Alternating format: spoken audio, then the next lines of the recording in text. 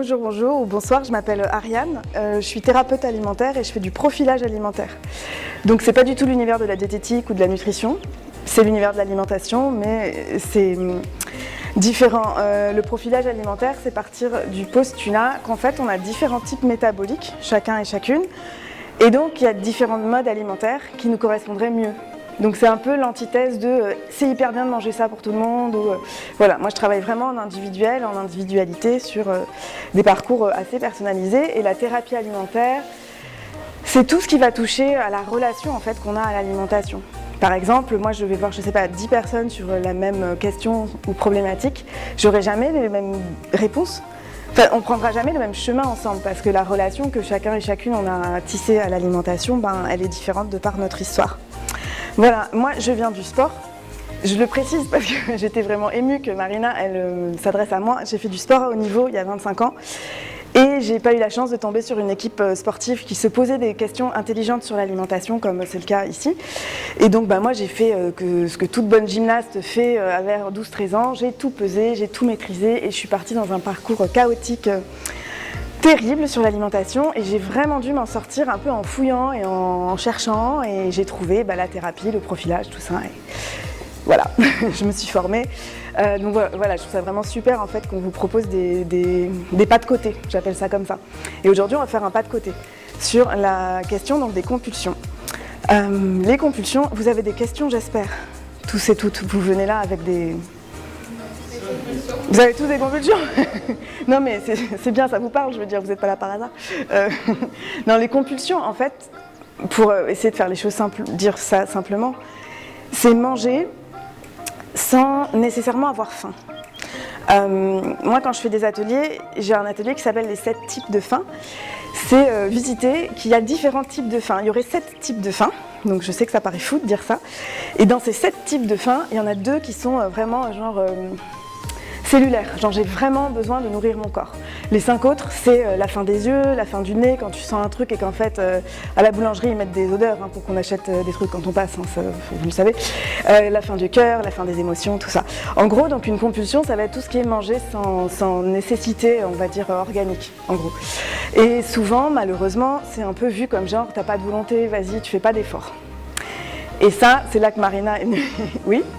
Vas-y. Je sais que j'en ai besoin, je commence pas à consommer en avance, c'est une compulsion.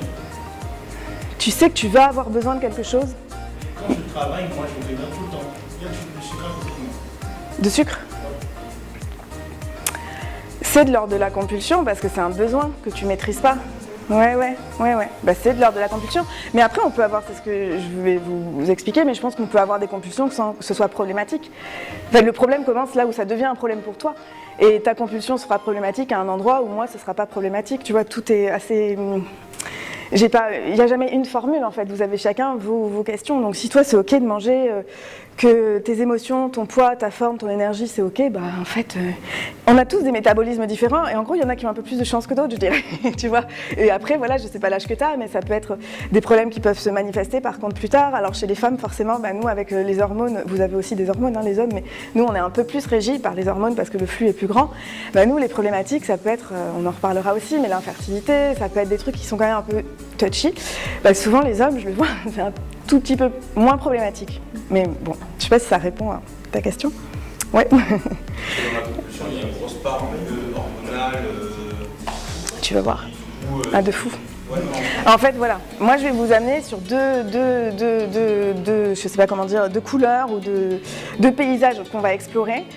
Qui est vraiment en dehors de l'histoire de la volonté, quoi. Surtout, le truc de la volonté, c'est... Moi, je trouve ça assez culpabilisant et très complexe, parce qu'en fait, si c'était que ça, vous êtes sportif, moi j'ai été sportive, si c'était que la volonté, ok, on n'aurait pas de compulsion, ça va, tu vois. Donc moi, mes 2 pas de côté, que je vous propose là, j'ai fait des petites fiches parce que je suis un peu fatiguée. Je vais essayer de faire simple, parce qu'on va quand même parler chimie, cerveau et tout, surtout pour que vous compreniez vraiment ça et que vous observiez ces éléments au regard de vous, en fait. On va partir sur une première notion qui est l'équilibre du cerveau, de la chimie du cerveau. Et qui serait donc en déséquilibre et qui nous amènerait à des compulsions. Ça, c'est la première chose qu'on va visiter. Et la deuxième chose, c'est vraiment l'alimentation émotionnelle. Et pourquoi parfois on mange ses émotions, en fait, au lieu de les traverser. je vais essayer d'être rapide, je suis capable de faire ça, je fais ça tous les mercredis en story. Des notions complexes et rapides. Ok, alors notre corps, c'est pas qu'un corps mécanique. On a un corps de muscles, d'articulations et tout, mais on a surtout, je dirais d'abord, un corps de communication. Notre corps, c'est beaucoup plus subtil, ça se voit pas, mais c'est un corps de réseau, de circuit, c'est une autoroute en fait, notre corps d'information. Parce que pour pouvoir bouger, parler, etc., nos neurones, entre elles, grâce aux neurotransmetteurs, elles discutent en fait. Il y a tout un brouhaha immense qu'on ne voit pas et qui fonctionne grâce à ce qu'on appelle des neurotransmetteurs. C'est des petites molécules chimiques qui font la liaison, en gros, entre nos neurones, qui permettent l'interconnexion de nos organes, enfin tout le fonctionnement magique du corps et surtout qui régissent nos hormones. Donc sans parler des hormones, je ne vais même pas vous donner les noms et tout ça, les hormones c'est tout. Donc ça va être le sommeil, donc la vie, ça va être la gestion du stress, le bien-être et le bonheur, la gestion de la glycémie et du sucre, les émotions de fait.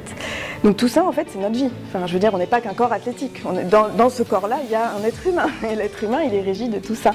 Et tout ça ça marche grâce à ce qu'on appelle les neurotransmetteurs.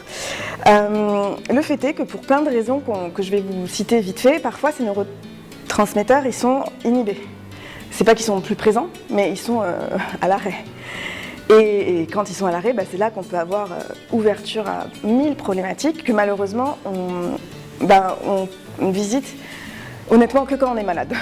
Les gens que je rencontre qui sont vraiment au taquet sur ce genre de notions, c'est des gens qui ont eu des problèmes hormonaux, des maladies ou des proches avec des maladies des maladies pas cool quoi.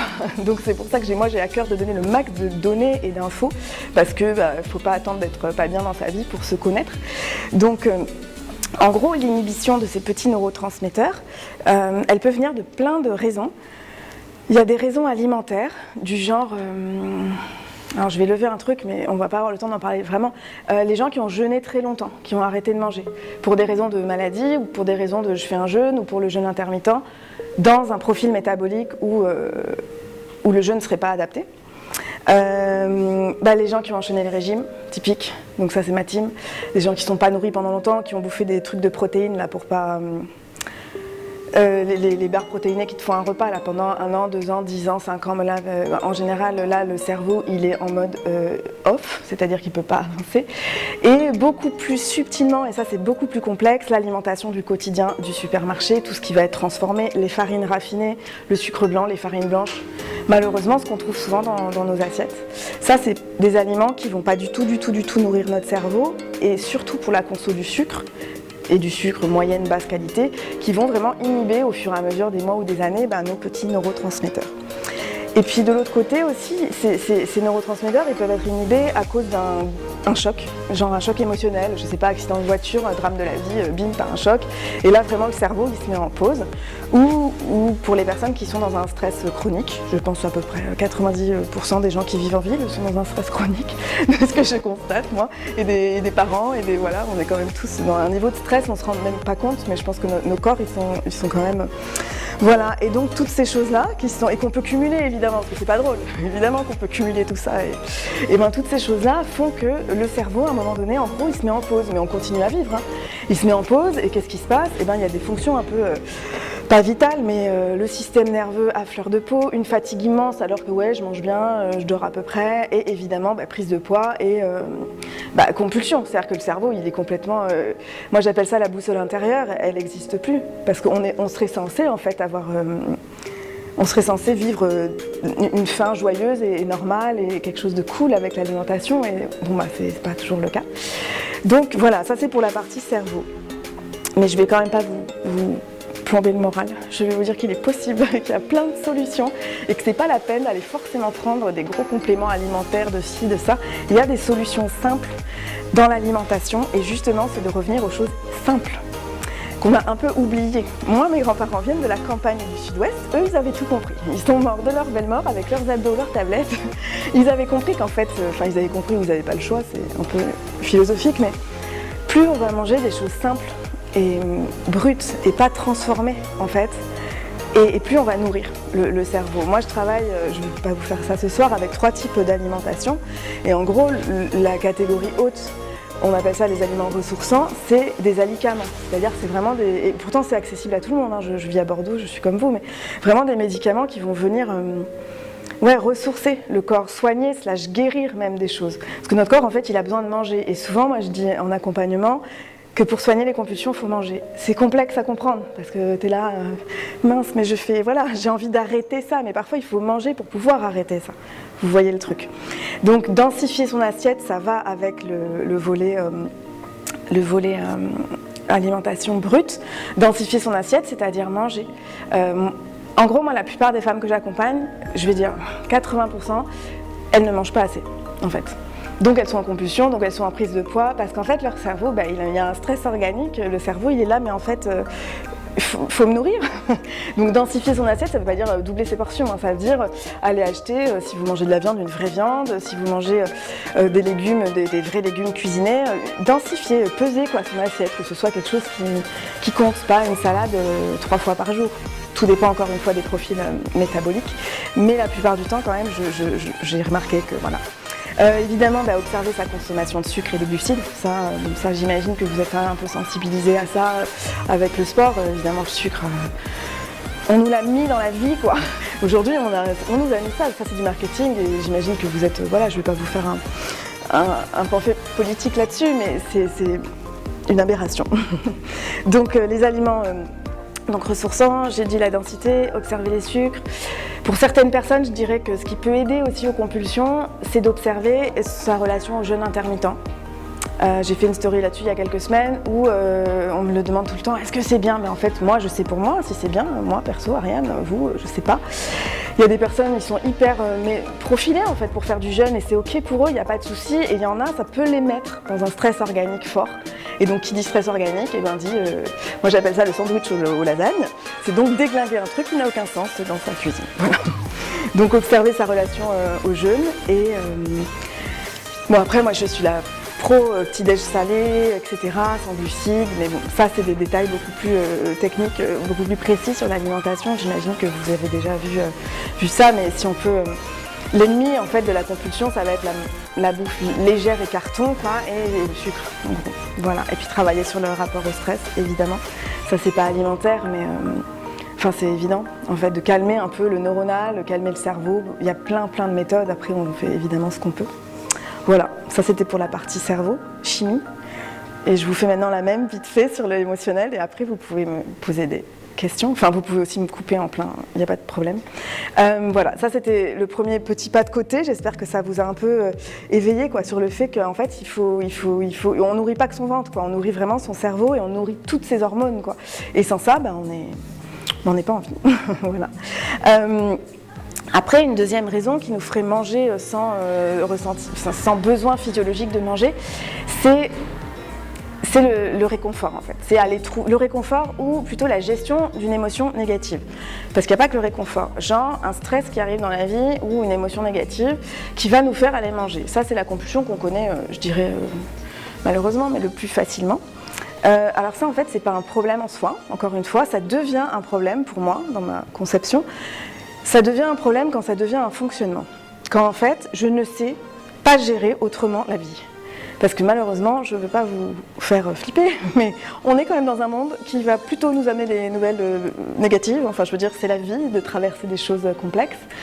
Et la problématique de la compulsion, c'est qu'on peut arriver à ne savoir faire que ça. Donc, premièrement, à jamais rentrer dans nos émotions, parce qu'on ne nous l'a pas appris, parce que ça aussi, c'est une compétence. Moi, j'arrose en ce moment un petit enfant de 6 ans, volcanique, et en fait, il faut rentrer dedans, et c'est pas grave de pleurer, et c'est la vie, en fait. Enfin, on fait ce qu'on peut, mais ça s'apprend, en tout cas, à n'importe quel âge. C'est une compétence vraiment, qu'on peut acquérir. Et puis, c'est aussi, malheureusement, un comportement, un mode de fonctionnement qui s'installe, et qui nous fait totalement passer à côté de toutes les ressources qu'on peut avoir dans nos cœurs et dans nos corps pour vivre la vie. On fera tout à l'heure, je vais vous expliquer ça un peu plus précisément, mais en fait voilà, pour moi ça devient une problématique quand on ne sait pas gérer les émotions, j'aime pas du tout ce mot, traverser nos émotions autrement. Et ce qui se passe en général quand on a ce genre de compulsion, c'est que nécessairement on a une mauvaise alimentation, parce que c'est rare que quand on nous pète une compulsion, parce qu'on a une petite angoisse, on a face à nous, je sais pas, une bonne viande ou une belle poêlée de légumes ou quelque chose de cool. En général, on va claquer ce qu'on a ou la première boulangerie, j'en sais rien. Donc en général, prise de poids. Et le truc vraiment, vraiment, moi, qui me touche le plus dans mon travail, c'est la baisse de l'estime de soi.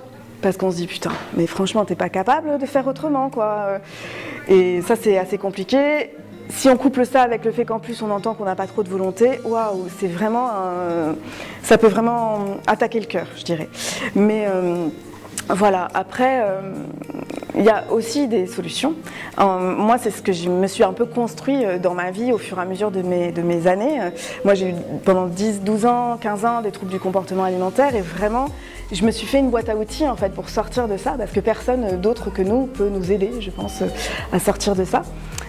Moi, j'ai 3 petits outils que je vais vous transmettre. Je pense que je ferai une story mercredi prochain, que je vais tout réécrire. Comme ça, vous aurez, si jamais vous voulez, je vous fais des copier-coller de tout ça. La première chose pour moi, c'est vraiment, en fait, prendre conscience de ce process-là. Même si on va se taper notre paquet de gâteaux, notre sandwich au lasagne, c'est pas grave. Juste observer. Putain, là, t'as eu un stress, t'as eu un coup de fil qui t'a énervé, une tristesse, j'en sais rien, et t'es allé manger un truc. Ok. Je le regarde, je l'observe, comme si c'était un peu à l'extérieur de moi. Et se dire, d'accord, ok, donc ça existe. Et puis, éventuellement, plonger dans le truc, laisser venir le truc. Est-ce que c'est grave à un moment donné de se dire, putain, j'ai une colère qui arrive là Ben non, en fait, c'est pas grave. Enfin, il y a des pays où c'est ok de pleurer dans la rue, d'être. On est aussi dans un pays, c'est culturel, quoi, où c'est assez neutre, quoi. Moi, j'ai vécu 15 ans à Paris, mais là-bas, j'ai l'impression d'être dans le Grand Sud, quoi, à Bordeaux, mais on est dans un truc hyper, un peu neutre et tout, alors que c'est pas grave d'être triste, d'être. Moi, je suis arrivée tout à l'heure, je vous ai dit, waouh, ça va pas trop, ça a été dur avec. C'est la vie, en fait. Donc voilà, observer, se laisser traverser par ça et se dire que c'est ok, en fait. Et éventuellement, observer le message derrière. Moi, ce que je dis, alors c'est complexe, mais je le dis beaucoup à mes clientes. Je pense que rien de ce qui nous arrive est là pour nous embêter, et je suis polie, il n'y a que des messages en fait. Voilà, il y a un truc derrière, quoi. Il y a quelque chose derrière, quoi. Moi, j'ai tendance à dire, allez, on va embrasser ce petit bazar dans notre vie, et comme ça, après, on se sera dit au revoir, quoi. Donc vraiment, premier petit conseil, pas si facile peut-être, mais en tout cas, mettre la conscience et, observer ce truc-là. Et le deuxième, il est beaucoup plus concret. Moi, j'appelle ça la boîte à outils. C'est de se dire justement, alors, à part mon frigo et mes sandwichs aux lasagnes, et mes trucs bizarres que je peux me manger, qu'est-ce que j'ai dans moi et ma vie, qu'est-ce qui pourrait me faire du bien? Et moi, j'aime bien faire cet exercice, j'appelle ça la petite boîte à outils sensorielle. C'est trouver des trucs vraiment liés à nos sens qui nous font du bien. Écouter du son hyper fort, danser. Je vous donne mes trucs à moi. Moi, j'ai besoin de sentir, je suis hyper olfactive, donc je vais aller, j'ai un coup de, voilà, je sais que ça va me faire du bien de sentir une huile essentielle de lavande, quoi. Voilà, je sais que ça va me faire du bien de danser avec du gros son. Il y en a, ils vont venir faire du sport, c'est une aussi, dans la boîte à outils, aller prendre l'air, parler à un pote. Voilà, faire un peu la liste de quelles sont mes autres ressources. Et puis, petit à petit, plus on prend conscience des ressources pour traverser un truc pas cool, plus en fait ça s'équilibre et plus au fur et à mesure. En fait, c'est l'idée. Plus au fur et à mesure, on se sert de nos propres outils, tout simplement. Et puis la troisième et dernière chose, c'est d'en parler. Parce que vraiment, là, c'est de mes constatations vraiment professionnelles. Dans tout le spectre des troubles du comportement alimentaire, il y a plein, il y a tout un spectre, quoi. Il y a plein de choses. Forcément, il y a des comportements qui sont complexes, les gens qui vont être les anorexies qui perdent beaucoup de poids, où là, c'est impressionnant, ça se voit, il y a de la fragilité, il y a de l'empathie. Mais la compulsion, elle fait partie de la famille, et honnêtement, je trouve qu'elle est maltraitée. Elle est pas maltraitée, mais elle est sous-estimée en fait. On ne se rend pas compte qu'on peut souffrir de compulsion, que ça peut faire longtemps. Et souvent les entourages, moi je le vois avec les femmes que j'accompagne, c'est genre vas-y, c'est pas grave, un peu de courage, je sais pas, motive-toi un peu. Mais en fait parfois c'est hyper compliqué et ça fait souffrir. Donc vraiment le dernier truc c'est en parler, parce que c'est pas grave, parce qu'en fait ça libère aussi, parce qu'on n'est pas les seuls à avoir ça, parce qu'on nous a peut-être pas appris à faire autrement. Et enfin, moi je le vois quand même tous les jours, hein. Vous n'êtes pas seuls. On a tous un peu ce truc-là en nous. Voilà, donc ça c'était le dernier petit conseil, de ne pas rester avec ça parce que ça peut être douloureux. Et voilà. Tadam! pour les cœurs. Je sais pas si ça vous a parlé tout ça ou si c'est un peu... Il faut peut-être que ça... On peut faire une petite méditation tous ensemble pour que ça infuse, parce que je sais que c'est dense. Je le reprendrai par écrit, c'est sûr, pour que vous voyez. Ah oui, les cycles, pour mesdames. Ouais, non, mais alors c'est vrai. Alors pour le coup, on vit dans une société vachement aseptisée. Merci beaucoup, Coralie. C'est vrai qu'on vit dans un truc assez aseptisé où nous, les femmes, on est comme les hommes, on va bosser, on a une vie comme ça, en fait, je sais pas, enfant, machin, truc. Et en fait, on prend pas conscience quand même que, a priori, dans nos cycles sont là, bon, pas pour rien, pour faire des enfants, tout ça. Mais en fait, sur un mois, on va pas du tout hormonalement avoir les mêmes réactions. Sans parler dans un truc honorer le féminin, lançons des fleurs et compagnie, mais en fait c'est la vérité de manière hormonale. Il est possible que juste avant son jour 1, et ben alors on ait envie de déglinguer un frigo. Mais je veux dire, mais il y a une explication, c'est-à-dire qu'on prépare le corps à donner la vie éventuellement. C'est quand même une machinerie hormonale qui est peu commune et qui est surtout tous les mois. Voilà, et une fois qu'on le sait, ce qui est pratique, quand on s'observe un peu et quand on se dit ok, attends, mais c'est là, ben on peut déglinguer son frigo, mais tant qu'à faire dans son frigo, je sais pas, moi mon kiff c'est les pizzas, bon, j'adore, et ben je sais que je vais me faire ma petite pizza maison, elle va être énorme et tout, mais ce sera moi qui l'aurai faite. Voilà, et je me la mangerai pour moi toute seule. Mais c'est anticiper un peu ce moment-là, quoi, de se dire qu'on n'est pas, alors là pour le coup ça reste plus aux femmes, mais où on n'est pas complètement lisse quoi, sur le mois, et que oui, il y a des compulsions, et à ce moment-là, il y a des compulsions qu'on peut même appeler plutôt une espèce de faim organique, quoi, parce qu'on se prépare, je sais pas, quand même, il y a un petit truc qui joue en nous, quoi. Voilà, c'était le truc à rajouter. C'est normal d'avoir envie de manger quand on a nos règles. Alors, oui, c'est normal d'avoir envie de manger avant ou quand on a nos règles. Après... plus on va vraiment travailler une alimentation ressourçante, de haute qualité, avec des aliments bruts, etc., plus finalement ce qu'on appelle le syndrome prémenstruel, donc les trucs où voilà, les hormones se déglinguent un peu, plus ça va se lisser quand même, tu vois. Mais je pense quand même que physiquement, quand même, il se passe un truc fort là-dedans. C'est juste bon à savoir, quoi. On est un peu en guerre, quoi. Vous vous rendez compte de ce qui se passe dans ton corps, quoi. Donc oui, ça peut être normal, mais ça peut aussi se réguler, quoi. Voilà. J'ai pas mal de petites questions que les internautes ont posées Ok. préalables. Donc la première, comment ne pas craquer dans les rayons des supermarchés? C'est le fameux truc d'aller faire ses courses en ayant mangé, non? Il y a des gens qui disent ça. D'éviter d'aller faire ses courses le ventre vide. C'est une bonne technique. Faire une liste des courses. Ouais, c'est ça, faire une liste des courses, éviter d'y aller quand tu crèves la dalle, quoi. Ou s'acheter quelque chose directement en arrivant. Après, s'acheter un truc vite fait au supermarché pour manger, c'est pas moi qui vais trouver une formule pour que ce soit ressourçant. Mais moi, je dirais oui, faire une liste, donc tu sais à peu près, mais surtout y aller sans avoir la dalle, quoi. Après, pour certaines personnes, ça c'est vraiment, il y a tout ce qui est organiser ses menus à l'avance. Donc tu sais exactement ce que tu vas manger dans la semaine, le batch cooking, cuisiner à l'avance, etc. Alors ça pullule sur Instagram, ces trucs-là, et sur les réseaux, c'est super. Ça peut être super culpabilisant aussi, donc je vais pas en faire, voilà, moi je connais ce qu'il me faut pour moi, je vais pas en faire la pub, quoi, mais je dirais s'organiser un peu à l'avance, et puis pas, si vraiment t'as faim, bon, d'aller faire tes courses, tu manges, en fait, tu vois. Ça sera ça plutôt ma réponse. Alors là, c'est une question qui est un peu première. Comment éviter la prise de dessert? Par exemple, moi j'ai toujours Ouais. Un dessert. chocolaté à la Ouais. fin du repas. Comment éviter ce genre de choses? Je sais pas si ça va vous concerner aussi. Oui, J'imagine. Alors il y a deux choses, je pense. Bon, pareil, moi je reprends l'exemple de la campagne, mais c'était il y a 50 ans, je vous parle pas d'il y a 200 ans. À la campagne, il y a quelques années, grandes années, mais en fait on mangeait un plat salé. Et le sucré, c'était le week-end. C'était waouh, tu vois, c'était un peu la fête. Après-guerre, tout ça, tac, tac, tac, business, tac, tac, entrée, plat, dessert. Je pense qu'on nous a quand même beaucoup acclimaté à cette histoire-là. Donc ça, c'est quelque chose qui t'appartient pas. Tu le vois dans les cantines. Moi, je questionne vachement, voilà, pourquoi tous les jours un brownie, un truc, un dessert, c'est un délire, quoi.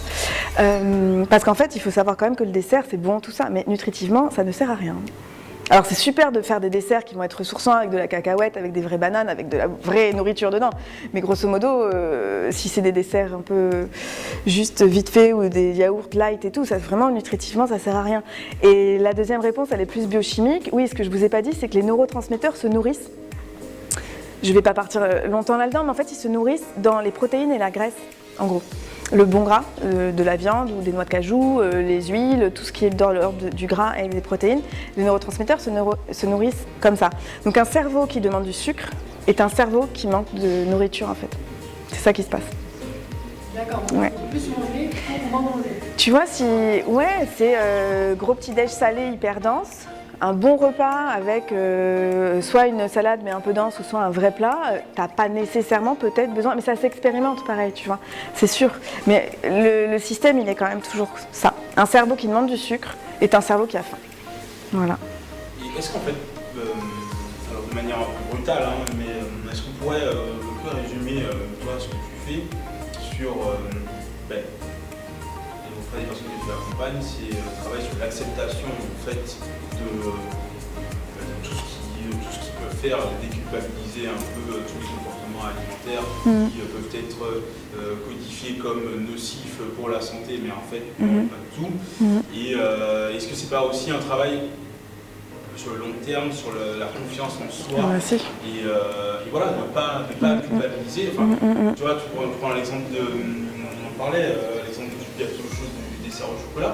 Bah oui, tu prends du gâteau au chocolat, prends ton gâteau au chocolat. Enfin, c'est pas un souci en soi. Bah, c'est comme je disais un peu, je ne connais pas son prénom, mais à la première personne qui m'a posé une question.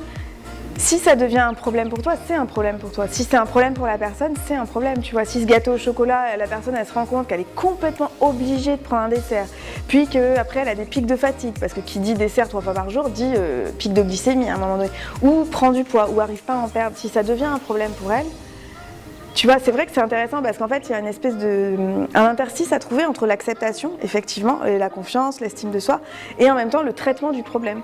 Et c'est pour ça que moi, pour 2 personnes qui arrivent avec cette histoire de gâteau au chocolat ou de dessert, j'aurais jamais la même réponse parce que c'est la personne qui mobilise déjà sa problématique et la réponse à cette problématique, tu vois. Mais effectivement, ça parle de confiance, c'est sûr, et d'acceptation. Mais il y a des fois, l'acceptation, enfin tu vois, quand c'est une problématique, ça dépend. Il y a des gens, 3 fois par jour, ils peuvent manger un dessert et c'est cool, ils n'ont aucun problème. Tant mieux. Voilà, c'est très bien. Mais il y a des gens pour qui ça va vraiment créer de la glycémie instable. Donc ça, tu sais, c'est les grands coups de fatigue après le repas. On n'est pas censé... Alors moi, j'ai appris ça tard. Bonjour, j'ai 41 ans, j'ai dû apprendre ça il y a quelques années, pendant mes études. On n'est pas censé avoir un énorme coup de barre après manger, en fait. Moi, j'ai toujours, je sais pas, j'ai dû grandir avec ce truc que c'est normal d'être un peu vaseux, tu vois. Mais non, ça s'appelle un coup de glycémie. Ça veut dire qu'en fait, non, on n'est pas censé avoir ça. Mais alors, oui, mais tu vois, mais exactement, mais on est censé aller à l'assiette pas fatigué presque, tu vois. Non, mais pas vaseux, tu vois, cette espèce de truc. Donc ça veut dire quoi en fait? Ça veut dire que les repas, comme tous nos repas, ils sont quand même full de glucides et pas forcément de bonne qualité de glucides. Donc quand tu manges du pain plus des pâtes plus un gâteau au chocolat, une portion minime de légumes, ton corps, pim, pour les gens sensibles au sucre, tu te prends un petit kick quand même. Voilà. Mais on est tous différents. C'est un trouble du comportement alimentaire. C'est dans le spectre en fait. C'est assez large. Moi, je pense que la compulsion, c'est celle qu'on regrette après. Ah oui. Parce que quand on mange et qu'on se fait plaisir Ouais. le chocolat, Voilà. on culpabilise pas, c'est cool. Ouais. Quand après on regrette, c'est Ouais. comment ça devient. Ouais. Problématique pour soi. Voilà. Et c'est vrai que là-dessus, on est tous différents. Enfin, pour le coup, on va pas tous regretter au même moment, ou on va pas... Oui, puis c'est quand aussi, en fait, c'est plus fort que nous. Tu vois, quand la volonté n'a rien à voir là-dedans. Tu vois, t'avais pas envie, mais en fait, tu l'as déglingué, ta plaque de chocolat ou de je sais pas quoi. Donc, c'est quand tu te sens plus trop maître de toi. Je suis pas trop d'accord sur le regret parce que je vais plutôt, personnellement, je vais plutôt avoir tendance à me dire j'ai assez mangé, j'avais vraiment envie de trucs. Et du coup, je vais finir par le prendre. Mais je vais pas regretter du tout. Je sais que j'aurais avant, je sais que j'aurais pas pu le prendre. Mais par contre, Moi, ça m'arrive de regretter. Des fois, je suis là, je prends un paquet de chips, je me dis, ce que j'ai fait. Et je regrette. Ouais. Parce que vraiment, je regrette après de faire ça. Oui, mais maintenant, tu vois, avec ce qu'on s'est dit, peut-être que tu pourrais te dire, tiens, j'ai peut-être pas assez mangé. Tu vois, parce que j'ai pas besoin, a priori, de ce paquet de chips à cette heure-là, ça n'a aucun sens. Mais peut-être que maintenant, tu peux te dire, ah bah tiens, c'est juste une information, tu vois. L'idée, c'est que ça devienne une information, ce besoin tout d'un coup de manger un truc, ou les goûters qui deviennent J'ai eu ça aussi, les goûters qui deviennent des repas. Tu vois, tu dis, tiens, je mange un petit truc, en fait, ton goûter, mais ça devient un repas, quoi. C'est peut-être l'information simplement que petit-déj, déjeuner, fallait peut-être manger un peu plus, quoi. Donc, voilà. Donc, en gros, le secret, ce serait d'augmenter les doses sur le repas, enfin, sur le plat. D'augmenter pas les doses, je dirais, de la qualité alimentaire, vraiment. Aller vraiment chercher des vrais aliments, quoi. S'il y a un seul conseil, en fait, mais bien avant le profilage, moi-même avec mes clientes, avant de partir en toi t'es plutôt ci, toi t'es plutôt ça, on travaille la qualité, en fait, alimentaire. C'est vraiment manger des vrais aliments, quoi. Nécessaire, obligatoire, vraiment. Puis politique aussi, parce qu'en fait aujourd'hui quand tu manges des vrais aliments, tu fais travailler des gens, des vrais gens, enfin des producteurs. Non mais tu vois, non mais je veux dire, j'ai rien contre. Vous m'avez compris. On fait toujours travailler des gens. Mais ce que je veux dire c'est que tu permets le développement d'une économie, et ça c'est mon côté petit panneau en l'air, mais c'est vrai. Tu permets le développement d'une économie locale avec des gens qui font de la production près de chez toi. Bah ouais. Est-ce que vous arrivez à suivre des couples? Que les problèmes sont particuliers aux personnes, comment on arrive à gérer un couple en fait, qui vont avoir peut-être deux problèmes différents? Ah c'est sûr, ou deux profils différents, mais en général c'est des séances individuelles, donc je fais pas en couple, mais enfin ça pourrait le faire. Mais ce qui se passe souvent, c'est que les femmes que moi j'accueille et j'accompagne, de par leur changement elles à la maison, ça fait changer souvent leur mari, leur mec. Et puis leur famille en fait, enfin de fait, parce que c'est compliqué de faire un truc parfois que pour soi, surtout quand c'est de l'ordre du bon sens, genre acheter de meilleure qualité, c'est ok pour tout le monde. Après sur le profil métabolique, là j'ai une cliente la semaine dernière, elle a fait son profilage et son mec, je le sais après, il l'a fait aussi. Ils sont pas du tout pareils. Mais ça se travaille, nous, chez moi on n'est pas du tout pareil. Non, le même rapport à tout ça. Mais ce qui est sûr, c'est que la base de manger des aliments ressourçants et simples et bruts, ça c'est pour vraiment tout le monde. Mais même au-delà des compulsions, je pense que c'est le premier truc à observer en fait. Vraiment la qualité. Avant de parler d'enlever ci, d'enlever ça, de profilage, de dispatch même de ton assiette, on mange moins en général quand on mange des aliments plus denses. Ça se voit à l'expérience parce qu'en fait, un yaourt au lait entier du fromager, ça vaut 3 yaourts. Non mais en termes dans l'estomac quoi. Alors on me dit parfois c'est plus cher. Je dis certes c'est sûr, ça peut être plus cher, je peux pas mentir. Mais par contre faisons l'expérience du yaourt. Alors le jour une cliente, je lui ai fait faire l'expérience de la saucisse. Donc la saucisse pas très chère du tout de chez Auchan, achetée par pack de 10 et les 4 saucisses au même prix, 4 de chez le boulanger. Bonsoir. De chez comment ça s'appelle, un boucher, voilà merci. En fait l'expérience elle est rigolote, c'est que dans ta poêle en gros t'en as une ça va faire que de la flotte, ça va devenir tout petit, alors que quand tu achètes ta viande chez ton boucher, oui elle a coûté plus cher, mais enfin au final les 10 reviennent aux 4, tu vois. Et les yaourts pareil, j'ai une autre cliente qui m'a dit ça. Elle me dit mais j'ai l'impression de manger de la crème fraîche. Non, c'est un yaourt au lait entier qui est fait pas loin sans doute. Et donc là c'est vrai que tu as une densité alimentaire qui est grande et les portions, je dirais naturellement, elles se réduisent. Parce qu'effectivement, en lien avec cette question, il y a quelqu'un qui me demandait, j'ai 3 enfants et un mari gourmand, très gourmand. Comment faire pour me sentir soutenue et impliquée dans mes objectifs? Ah mais on peut être hyper gourmand et pas dans la compulsion. Hein. Enfin moi je veux dire, moi je suis épicurienne à fond. J'adore manger, j'adore cuisiner, j'adore faire des dîners. Mais c'est toujours ce truc-là. Je pense que vraiment si tu te nourris bien avec des vrais aliments et que tu fais des vrais plats et des vrais repas et tout ça, tu vois le côté gourmand c'est pas le côté compulsion pour moi. Mais pour qu'elle se sente soutenue, je dirais, oui c'est vrai que c'est en lien avec ces grandes réformes familiales on va au marché, j'en sais rien, on mange des vrais produits. Et là tu vois, espèce de truc qui pourrait soutenir toute la famille, donner envie aux enfants d'aller choisir des légumes. Moi je me fais livrer par une ferme et depuis toujours je laisse mes cajots assez longtemps avant de les ranger dans le salon parce que j'aime bien l'idée que mon fils il puisse communiquer avec des légumes. Ne vous moquez pas de moi. Non mais vous voyez ce que je veux dire, qu'il puisse voir ce qui se passe, ce que c'est qu'un pâtisson, ce que c'est que je sais pas des légumes en fait au sol quoi. Et on s'amuse à ranger le frigo ensemble, enfin faire en sorte que dans la famille cette petite réforme là devienne en faire un espèce de jeu, mais garder le côté gourmand, enfin c'est la vie manger, hein. Oh là là. Ah ouais, mais c'est clair. Non mais c'est la vie, franchement.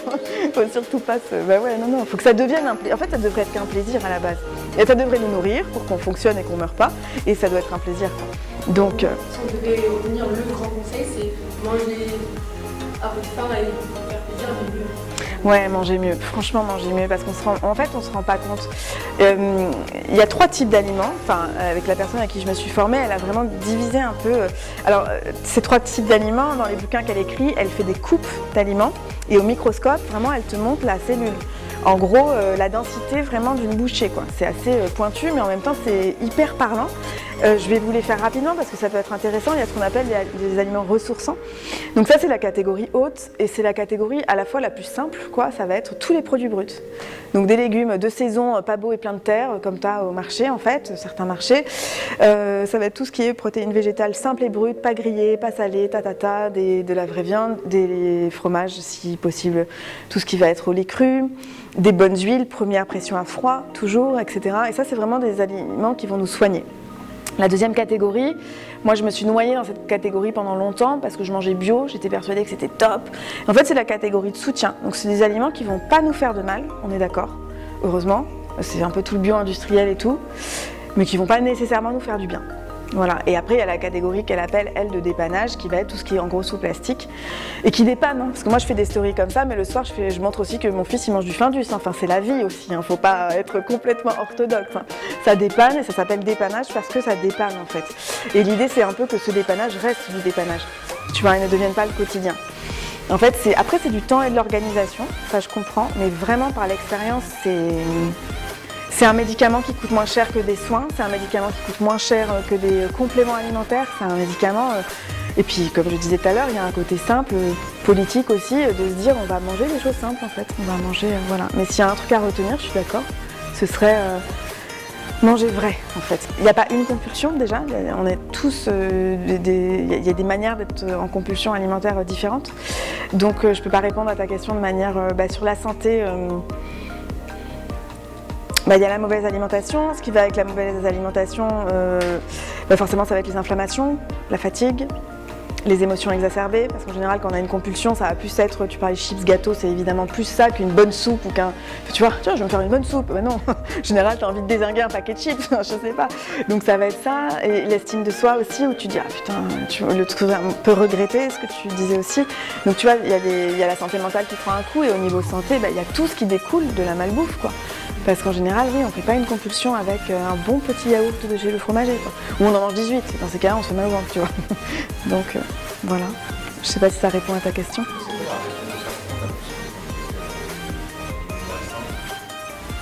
Que d'un autre. Oui, c'est un peu l'histoire du cerveau pas nourri. C'est qu'un cerveau, et les neurotransmetteurs, tout ce que je vous ai un peu raconté tout à l'heure, qui n'est pas assez nourri, en bonne source de protéines, en bonne source de graisse, en vraie nourriture, il va tout de suite avoir faim. Donc il va demander du gras et du sucre rapide, il va demander un McDo, quoi, en gros. C'est le gras, sucre, le Big Mac, quoi, c'est pour moi l'illustration totale, la perfection du compulseur, quoi. Il va aller vers ce quoi il a besoin. Tu vois. Moi j'avais une cliente l'autre jour qui se dézinguait vraiment des paquets de rillettes, donc elle était elle culpabilisait à mort. Et moi je lui ai dit non, c'est magnifique. Votre corps, il vous a dit, vous avez besoin de protéines et de graisse en fait. C'est tout. Donc maintenant on va éviter de dézinguer, tu vois, 4 paquets en plus pas forcément de bonne qualité et tout. On va juste faire en sorte qu'on commence la journée par un ou deux œufs, tu vois, un truc déjà qui va te rappeler. Ton corps il sait vers quoi il va, il a besoin, tu vois, souvent de ce genre de truc. Donc voilà. Et si c'est que du sucre, c'est ce que je disais à Coralie, un corps qui demande du sucre, c'est un cerveau qui a besoin de manger en fait. Tu vois. Je sais pas si ça répond à ta question. Donc c'est un cerveau qui aura besoin de manger plus de sucre ou de manger plus de bonnes choses. Plus de protéines animales ou végétales. Hein. Moi, je ne suis pas du tout pro corrida et compagnie. Hein. C'est vraiment chacun a envie de mettre ce qu'il veut dans son assiette, quoi. Mais plus de protéines et plus de bonne graisse, quoi. Ouais, plus de vraie nourriture après, tu vois. Donc, en gros, manger vrai. Ouais. Je ne sais pas si j'ai d'autres. Voilà. Je ne sais pas si vous avez d'autres questions. Moi, j'en ai une sur le sommeil. Ouais.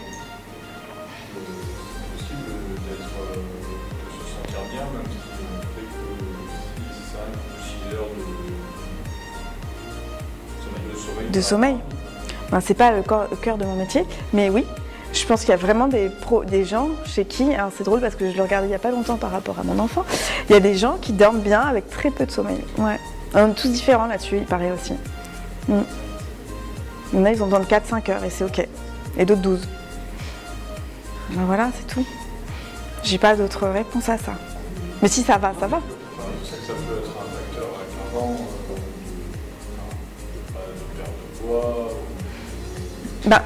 Oui, le sommeil, on dit que ça gère le poids, enfin ça se travaille sur le poids et le stress. Ouais. Ça influe aussi sur le stress.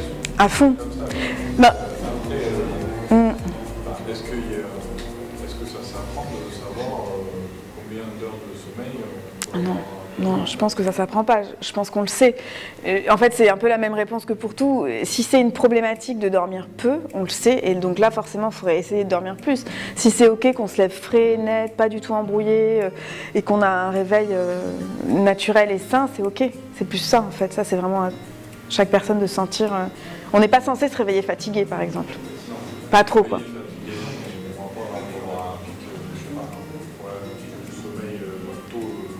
Ouais. Et après, comme on sait qu'on dort pas longtemps, en fait, on va lutter contre Ah oui, pour dormir plus tard. pour se coucher quand même plus tard. Ben oui, Pour avoir son quota, quoi. se réveiller À 3h du mat, quoi.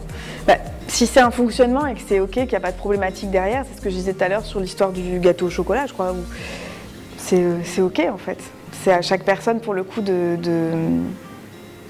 ouais, de voir si le bon fonctionnement du corps et du cerveau la journée, ça va. Ça, on le sent en général. Mais je ne pense pas qu'il y ait de moyen de savoir combien il nous faut d'heures de sommeil. Mis à part de l'expérimenter, quoi. J'ai une petite question. Oui. Une fois après une question en mangeant chips, dans des cacahuètes, du pas, du sucre, salé, j'ai comme un vertige. Bah ouais, Pas bien. c'est normal. Et je me dis, qu'est-ce qu'il faut que je fasse? Je vomisse tout ce que j'ai pris. Ouais, non. Il faut que je dorme. Il faut que je... Ouais. Bah, franchement, garde, parce qu'après, c'est rentrer dans un autre... tu vois, là, en fait, parlons des choses simplement, hein, mais aller vomir ce qu'on vient de manger après une compulsion, là, on rentre dans un autre trouble du comportement. Donc, bah, moi, je t'inviterai à pas faire ça, évidemment. C'est dur, quoi. Parce qu'après, ça s'installe, et c'est un système qui s'installe pour le cerveau et pour le corps, et qui s'installe assez vite, honnêtement. Donc... bah, je t'inviterai à, je sais pas moi, justement, aller peut-être chercher dans ce qu'on disait tout à l'heure sur la boîte à outils. On a mangé, on se sent pas bien, la tête tourne parce qu'il y a trop de sucre et trop de gras d'un coup, pas forcément du bon gras, et en plus on culpabilise. Donc là, en fait, c'est la dépression absolue et totale. Donc moi, je te dirais de mettre de la douceur là-dessus et de mobiliser quelque chose qui te fait plaisir et qui te fait du bien. Tu vas marcher, tu regardes un film, tu te prends une douche, je sais pas, tu vois, mais vraiment aller changer d'univers, quoi. Mais éviter tu vois, de rentrer dans un autre trouble qui, pour le coup, ouais, est beaucoup plus complexe, quoi.